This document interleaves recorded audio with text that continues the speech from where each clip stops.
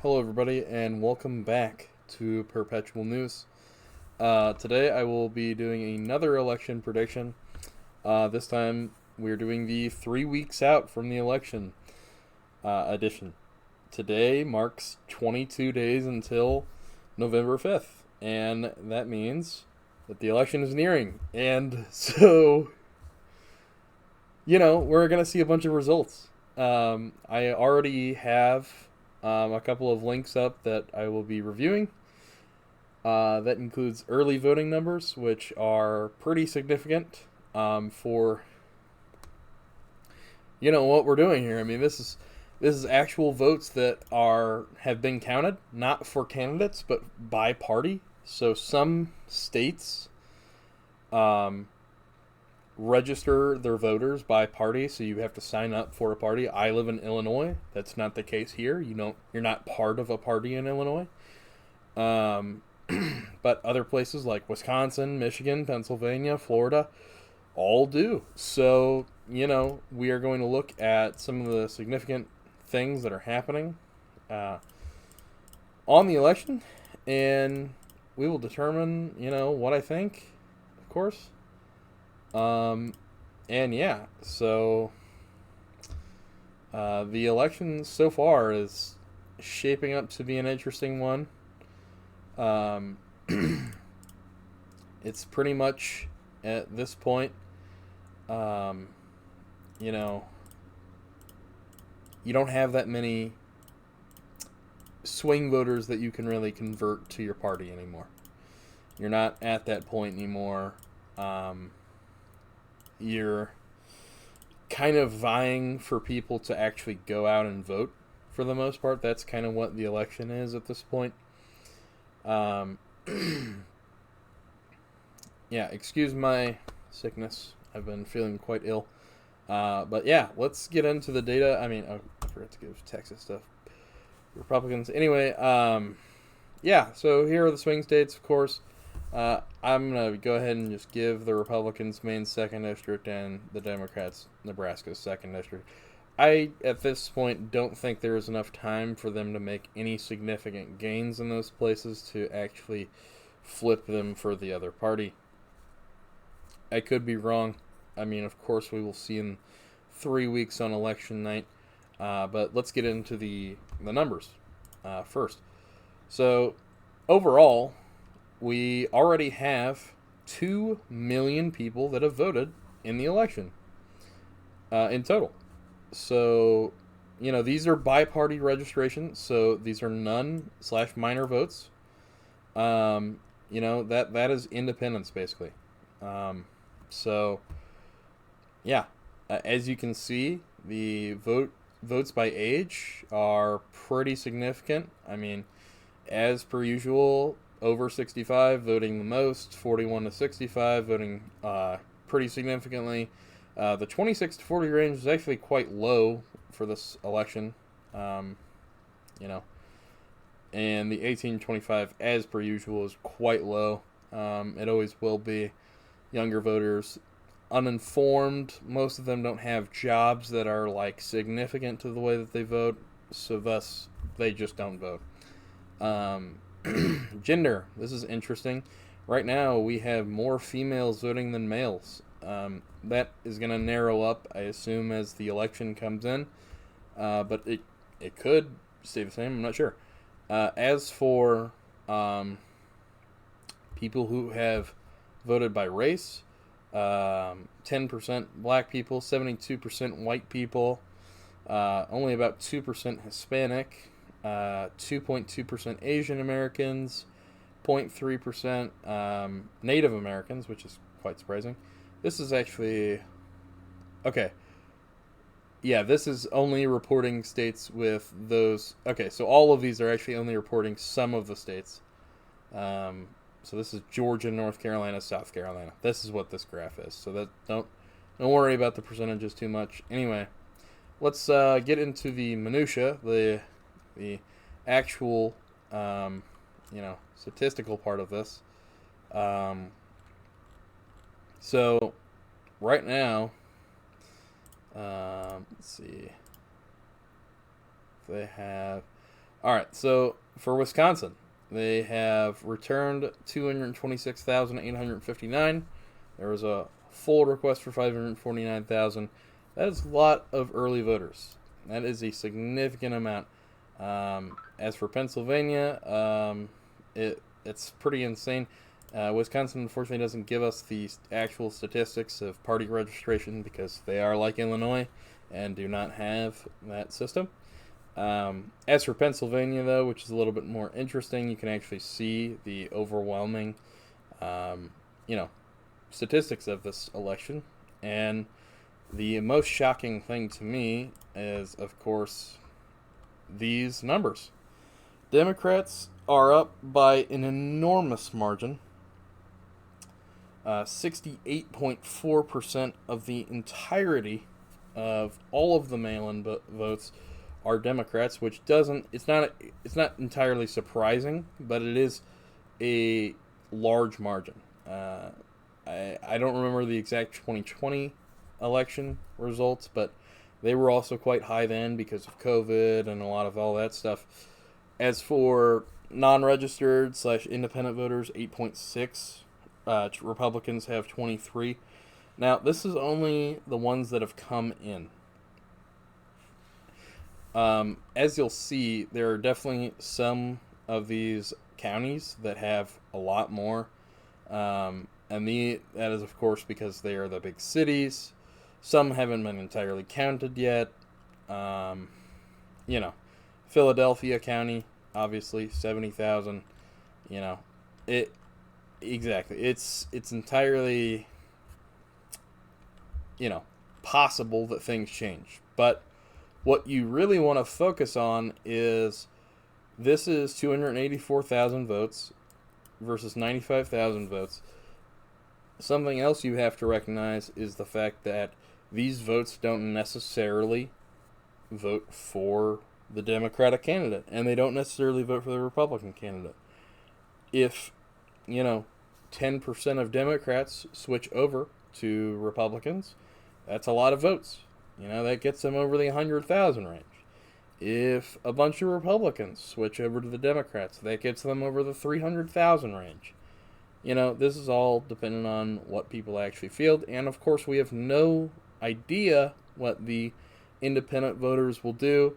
They might vote for an independent candidate like Jill Stein or RFK Jr. or Oliver Chase is the Libertarian. Yeah, one of those. And that could be totally what they do. However, if they do not, and they actually do significantly change the amount of people that are voting for a certain candidate, that could alter the election. So this 35,000 people might decide things after all. Now, if you'll see, a lot of these, like Michigan, for instance, they don't have the actual Democrats versus Republicans, which is the statistic that is most important. But I did want to mention Florida. Florida, especially Miami-Dade County, is what I wanted to say. So this is the Dem County. This is the Rep County. Miami-Dade is a swing district.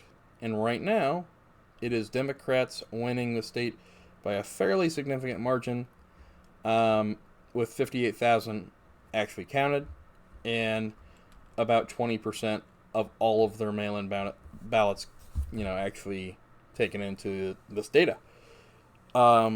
As for, none/minor parties, independent parties, whatever you want to call them, independents, 100,000 people have voted. So that is a significant margin. If 60% of them vote for the Republican takes over the win here. If 60% of them vote for the Democrat, the Democrats fucking slide into Florida easily. As for North Carolina is quite interesting. They have more independents voting than Republicans. Slightly less, though, than the Democrats, but not by a huge majority, which means North Carolina has recently become independent, which, to my personal beliefs, North Carolina has become more and more Democratic over the last couple of years. They have a Democratic governor. They have a lot of reasons to vote for the Democrats. Trump has kind of failed North Carolina significantly.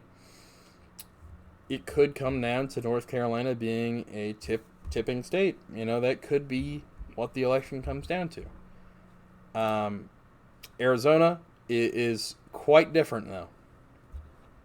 Arizona, generally considered one of the swing states in this election, Republicans are winning the early voting, the mail-in ballots, by an enormous margin.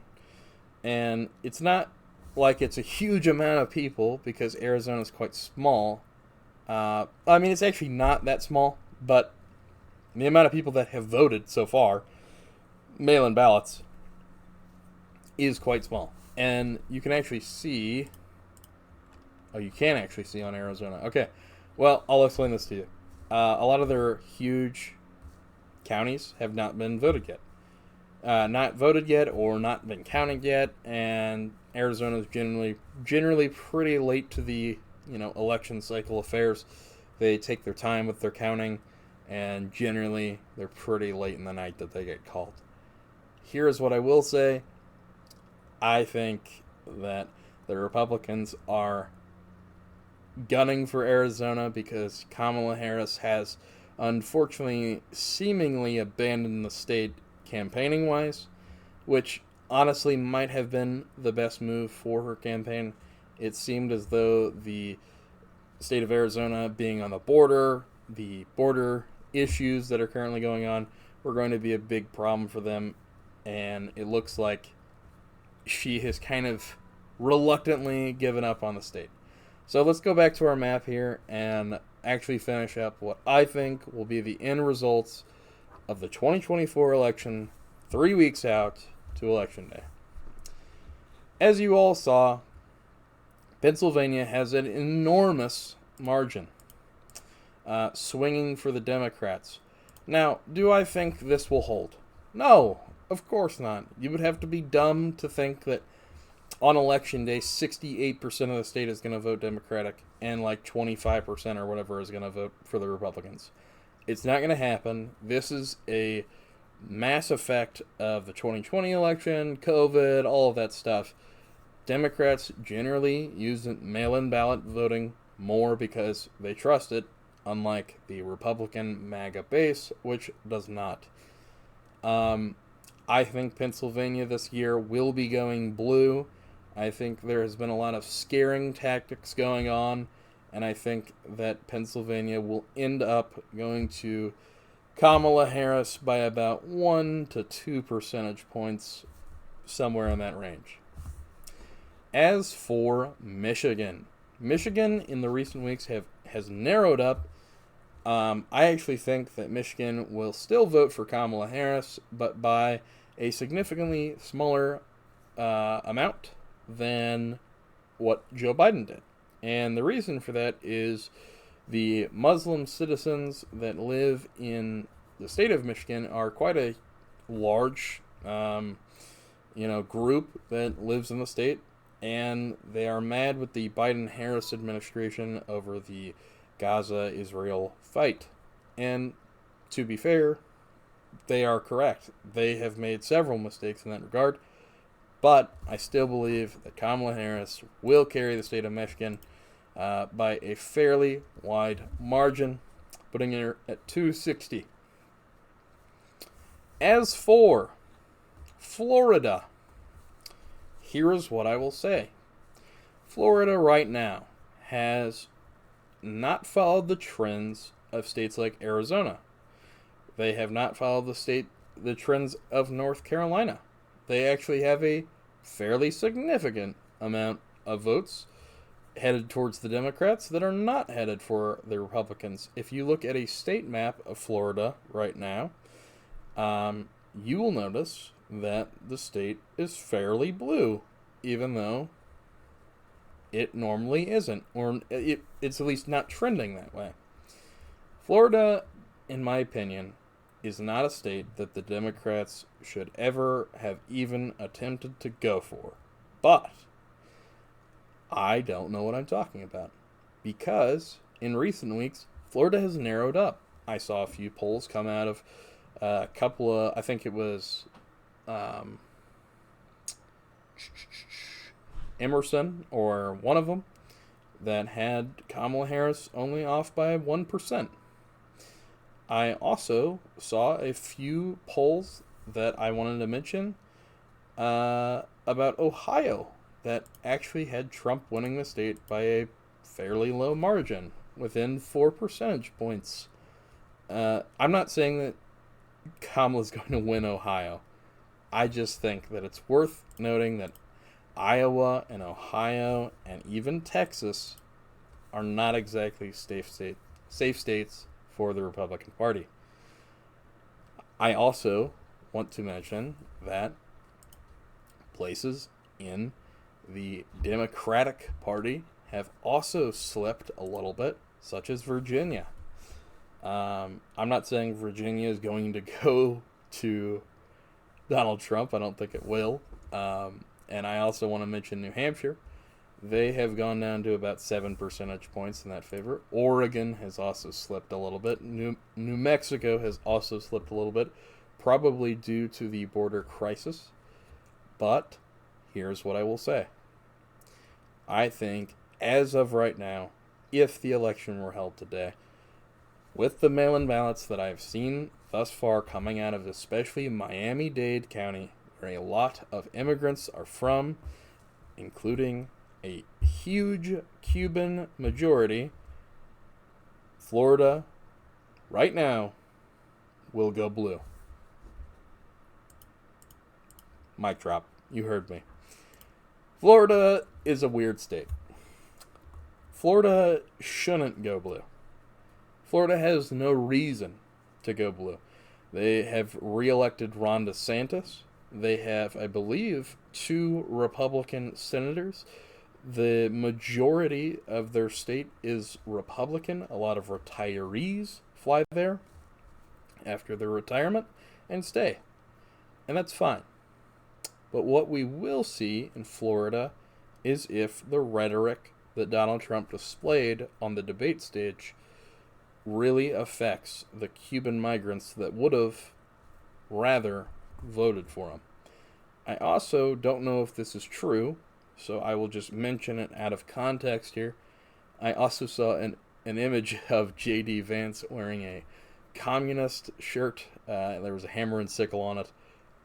If that is true, and it gets a little bit more publicity, the Cuban populace that lives in Miami-Dade County and other parts of Florida will not stand for it, and that will be an immediate betrayal of them from the Republican Party, and it will go blue. So, the election is over. That's how it goes. 290 to 189. The rest of the states don't matter. But for shits and giggles, I'm going to tell you what I think the rest of the states will do. As for Arizona, like I mentioned, they're on the border. I think Arizona was a state that was going to be harder to reach for Kamala Harris because the issues that Arizona had were not as prevalent in 2020 as they now are in 2024, that being mostly the immigration problem, and a lot of their supporters, a lot of Arizona voters are concerned about that issue and that issue alone. It's not about anything else. For them, they work and they breathe and they have kids, and they don't want illegal immigrants to be near them or let in to their state. And that is what they are voting on. Solely what they are voting on. As for Nevada, I think Nevada's voting is going to be weird this year. I think it'll be an early state that is called. I've previously said that it was going to go Democratic. I think right now it will be called pretty early for Donald Trump because it is similar to Arizona, close to the border, same sort of issues going on, and I don't think Kamala Harris has done enough campaigning there. So I think the state will go for the Republican Party. Um, as sad as that is, Nevada has, for a while, been pretty Democratic, but alas, here we are. As for Wisconsin, I believe that Wisconsin will go blue, and I believe it will go blue quite early in the night. And that is only for the reasons that Donald Trump has insulted a bunch of people in Madison and Milwaukee, and he's just done a terrible job of campaigning in Wisconsin. I think it was an easy state for him to win. I just don't think he did it correctly. And I also think this is one of the reasons that he will lose Michigan, too. He also just insulted the city of Detroit. And let me tell you something. You don't insult the city of Detroit if you are trying to win the city of Detroit. That is not what you do. He just said, we don't want the rest of America to be like Detroit in Detroit. He said that in Detroit. Not a winning message, personally. So I don't think he will win the state of Michigan or Wisconsin. As for North Carolina, I believe the state of North Carolina, for the first time since, I believe, 2008, correct me if I'm wrong, will be going blue. As I said, they have elected and re-elected I think he's just his first term, Roy Cooper. They have a terrible governor race for the Republicans. The current lieutenant governor has done a bunch of bad stuff, and I don't think he will win his seat, and he is a Republican, and he is losing his election, absolutely, for governor, and so North Carolina will go blue this year. As for Georgia, I think Georgia is an interesting state, and it will be one of the last states to be called. I think it will be like the last year, 2020, when Georgia was called like 8 days later or whatever it was. And so I'm excited to see what happens with Georgia. But I think right now, as far as I am concerned, it will narrowly go to the Democrats. And this will be Kamala Harris's map. 332 to 206. That Florida edition for Kamala really wraps things up for her campaign nicely. It allows for, her to have a lot of the states and, be able to campaign for them once again in 2028 and maybe even expand. So this is how the election, I think, is going to go for me. I think in 2028 it's going to be a lot harder for the Democrats to win if they win this year. And the same goes for the Republicans if they win this year. So yeah, that's what I think. Thank you all for watching. I hope you enjoy 22 days to the election. Good luck. Good luck, America.